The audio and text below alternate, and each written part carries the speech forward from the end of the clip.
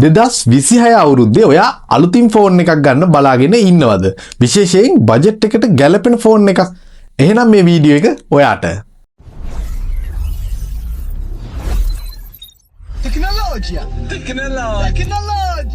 අද අපි කතා කරන්නේ Infinix සමාගමේ Hot 60i කියන ෆෝන් එක ගැන. මේ වීඩියෝ එකෙන් ඔයාට මේ ෆෝන් එක ගැන හැමදේම වගේම මේකේ මිල ගණන් කොහොමද කියලාත් අපි කතා කරනවා. ඒ නිසා මේ වීඩියෝ එක මිස් නොකර සම්පූර්ණයෙන්ම බලන්න. අපි මුලින්ම බලමු මේකේ අන්බොක්සිං එක්ස්පීරියන්ස් එක මොන වගේද කියලා. බොක්ස් එක අතට ගත්තම මෙන්න මේ විදිහට තමයි බලා ගන්න හම්බ වෙන්නේ. ෆෝන් එකේ උඩම Infinix කියලා ගහලා තියෙනවා. Hot 60i කියලා 45 watt මිලිඇම්පියර් 5160ක බැටරි එකක් තියෙනවා කියනවා. ඒ වගේම 5 years durable බැටරි එකකුත් මේකේ තියෙනවා කියනවා. ඒ වගේම මම අරන් තියෙන්නේ 6GB RAM තියෙන version එක. මේක extend කරගන්න පුළුවන් 12GB වෙනකම්. බොක්ස් එකේ උඩ පැත්තේ බැලුවොත් එහෙම ගහලා තියෙනවා TRCL approval එක මේකට තියෙනවා කියලා. ඒ විස්තර තමයි උඩ පැත්තේ ගහලා තියෙන්නේ. හරි අපි එහෙනම් මේක පොඩ්ඩක් unbox කරගෙන බලමු.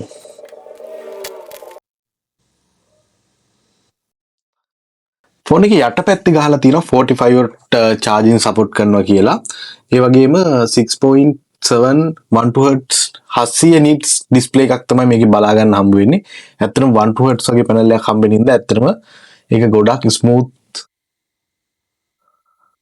මෙන්න මේ විදිහට තමයි ෆෝන් එක බොක්ස් එකේ ඇතුළේ අපිට බලා ගන්න හම්බ වෙන්නේ. අපි මුලින්ම ෆෝන් එක පැත්තකින් තියලා බලමු බොක්ස් එකේ වෙන මොනවාද තියෙන්නේ කියලා.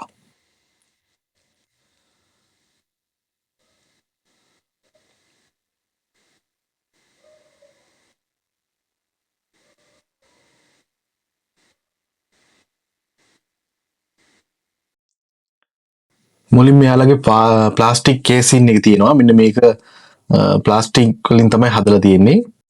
ඒ වගේම ඊට පස්සේ සුපුරුදු charger එක තියෙනවා Infinix logo එක ගහ 45 watt charger එක. ඊට පස්සේ cable එක තියෙනවා USB cable එක. ඒ වගේම SIM removal tool එක බලා ගන්න හම්බ වෙනවා. එච්චරයි box එකේ තියෙන්නේ.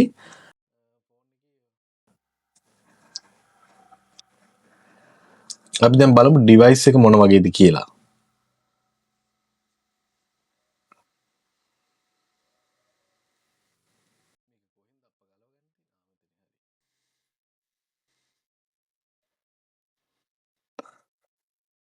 ෆෝන් එකේ ඩිසයින් එක and look and feel එක ඒ දේ අතට හොඳට ෆීල් වෙනවා සහ හොඳ look and feel එකක් ෆෝන් එකට තියෙනවා.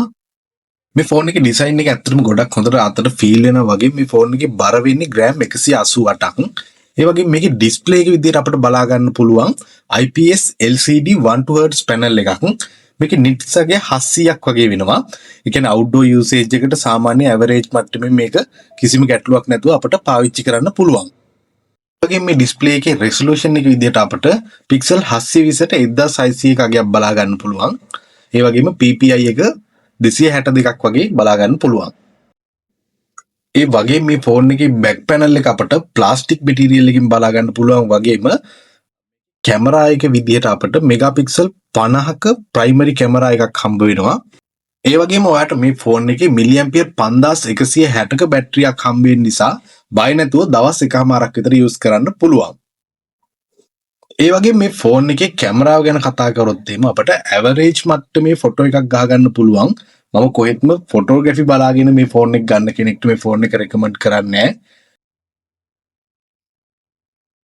මේ තියෙන මේ ෆෝන් එකෙන් ගත්ත සාම්පල් ෆොටෝස් දෙකක්. ඒ වගේම මේ ෆෝන් එකේ ඔයාලට 8 මෙගාපික්සල් සෙල්ෆි කැමරා එකක් වගේම මේ ෆෝන් එකේ ස්ටීරියෝ සවුන්ඩ් පාස්කමක් බලා ගන්න පුළුවන්. මෙන්න මේ ෆෝන් එකේ චිප්සෙට් එක ගැන කතා කරොත් අපිට හම්බ වෙන්නේ MediaTek Helio G81 කියන 12 නැනෝමීටර් චිප්සෙට් එක තමයි. ඒ වගේම ෆෝන් එකේ charging port එක විදිහට අපිට Type C port එකක් බලා ගන්න පුළුවන් වගේම ගොඩක් ෆෝන් වල දකින්න නැති වුණත් මේ ෆෝන් එකේ 3.5 headphone jack එක අපිට බලා ගන්න පුළුවන්. මේ ෆෝන් එක ඔයාට රුපියල් 38000ක් වගේ මුදලකට 2026 වර්ෂයේ මුල මේක මිලදීලා ගන්න පුළුවන්.